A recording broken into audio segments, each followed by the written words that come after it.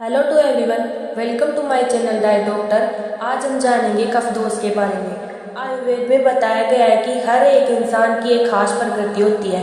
अधिकांश लोगों को अपनी प्रकृति के बारे में कोई अंदाजा नहीं होता है, जबकि आप अपनी आदतों और स्वभाव के आधार पर बहुत आसानी से अपनी प्रकृति जान सकते हैं। जैसे कि किसी काम को शुरू करने में आप बहुत देरी करते हैं या आप चाल बहुत धीमी और गति है, तो यह दर्शाता है कि आपका प्रकृति क्या है। इस लेख में मैं आपको कफ प्रकृति के लक्षणों, इससे जुड़े रोगों और उपायों के बारे में विस्तार से बताऊंगी।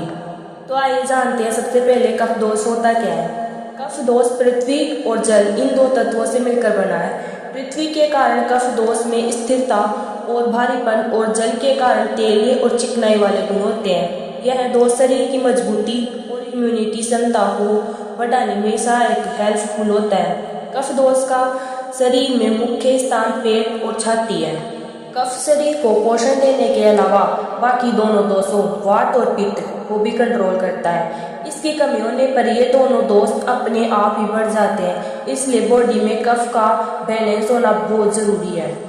अब जानते हैं कफ दोष के प्रकार। शरीर में अलग स्थानों और कार्यों के आधार पर आयुर्वेद में कफ को 5 भागों में बांटा गया है, जिसमें से पहला है क्लेदक, दूसरा अवलंबक, तीसरा बोधक, चौथा तर्पक, पांचवा श्लेषक।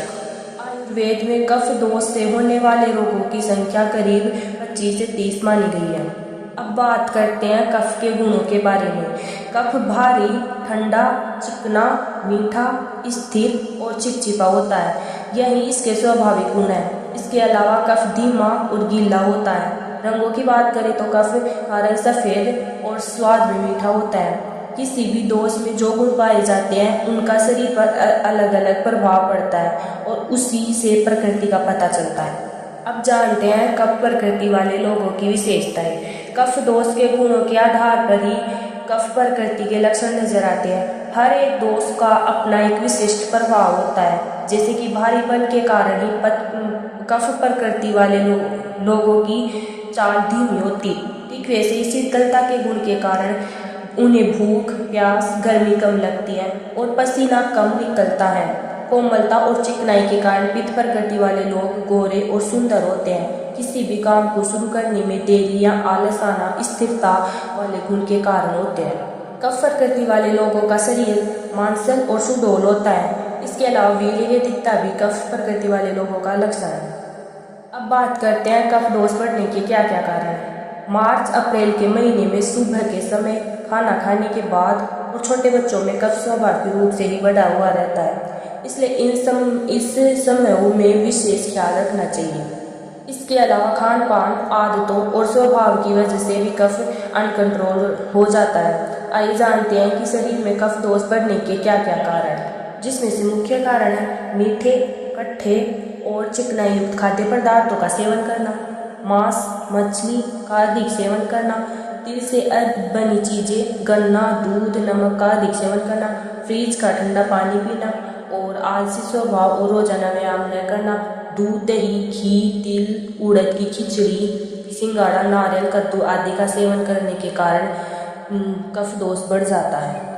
अब बात करते हैं कफ बढ़ जाने के लक्षण क्या क्या है। शरीर में कफ दोष बढ़ जाने पर कुछ खास तरह के लक्षण नजर आने लगते हैं। कुछ लक्षणों के बारे में मैं आपको बताती हूँ, जैसे कि हमेशा सुस्ती रहना, ज्यादा नींद आना, शरीर में भारीपन, मल मूत्र और पसीने में चिपचिपापन, शरीर में गीलापन महसूस होना, शरीर में लेप लगा हुआ महसूस होना, आँखों और नाक से अधिक गंदी कसरा और अंगों में ढीलापन और सांस की तकलीफ और खांसी, डिप्रेशन आदि। अब जानते हैं कफ दोष को बैलेंस करने के उपाय क्या क्या है। इसके लिए सबसे पहले उन कारणों को दूर करना होगा जिनकी वजह से शरीर में कफ बढ़ गया है। कफ को संतुलित करने के लिए आपको अपने खान पान और जीवन शैली में जरूरी बदलाव करने होंगे। आइए सबसे पहले खान पान से जुड़े बदलावों के बारे में बात करते हैं। कफ दोष को बैलेंस करने के लिए कफ प्रकृति वाले लोगों को बाजरा, मक्का, गेहूँ, किनोआ, ब्राउन राइस, राई आदि अनाजों का सेवन करना चाहिए।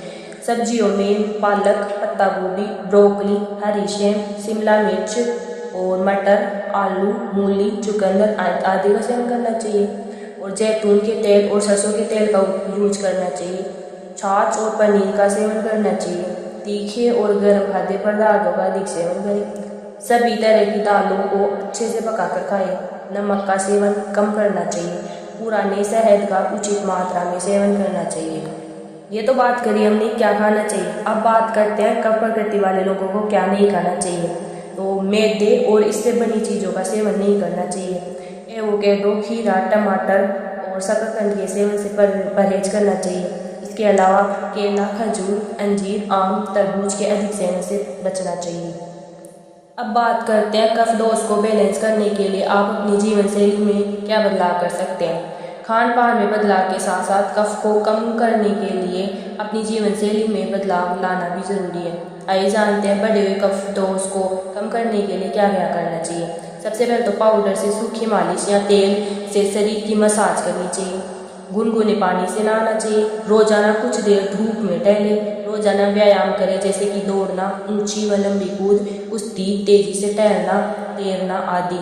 गर्म कपड़ों का अधिक प्रयोग करना चाहिए और बहुत अधिक चिंता न करें। देर रात तक जागे।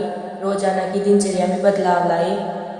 ज़्यादा आराम पसंद जिंदगी ना बिताए बल्कि कुछ ना कुछ करते रहे। कफ बहुत ज़्यादा बढ़ जाने पर उल्टी करवाना सबसे ज़्यादा फायदेमंद होता है। इसके लिए आयुर्वेदिक डॉक्टर द्वारा तीखे और गर्म प्रभाव वाली औषधियों की मदद से उल्टी कराई जा सकती है। असल में हमारे शरीर में कफ आमाशय और छाती में सबसे ज़्यादा होता है। उल्टी, जिसे वमन क्रिया बोलते हैं, करवाने से इन अंगों में कफ पूरी तरह बाहर निकल जाता है। अब जानते हैं कफ की कमी के लक्षण क्या क्या है। कफ बढ़ जाने से तो समस्याएं होना आम बात है, लेकिन क्या आपको पता है कि कफ की कमी से भी कुछ समस्याएं हो सकती है। जी हाँ, यदि शरीर में कफ की मात्रा कम हो जाए तो शरीर में रूखापन आ जाता है। शरीर में अंदर से जलन महसूस होने लगती है।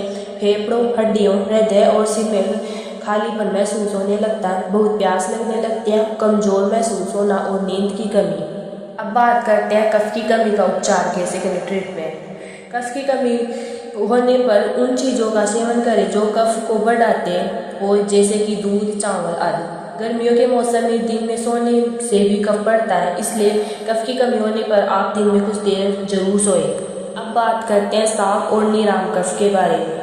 पाचक अग्नि कमजोर होने पर हम जो भी खाना खाते हैं उसका कुछ भाग ठीक से पच नहीं पाता और वह हिस्सा मल के रूप में बाहर निकलने की बजाय हमारी बॉडी में पड़ा रहता है। भोजन के इस अधपके के अंश को आयुर्वेद में आमरस या आमदोष कहा गया है। यह दोषों के साथ मिलकर कई रोग उत्पन्न करते, जैसे कि जब कफ आम से मिलता है तो यह अस्वच्छ तार की तरह आपस में मुड़ा हुआ, गले में चिपकने वाला, गाढ़ा और बदबूदार होता है। ऐसा कफ डकार को रोकता है और भूख को कम करता है, जबकि निराम कफ झाग वाला, जमा हुआ, हल्का और दुर्गंध रहित होता है।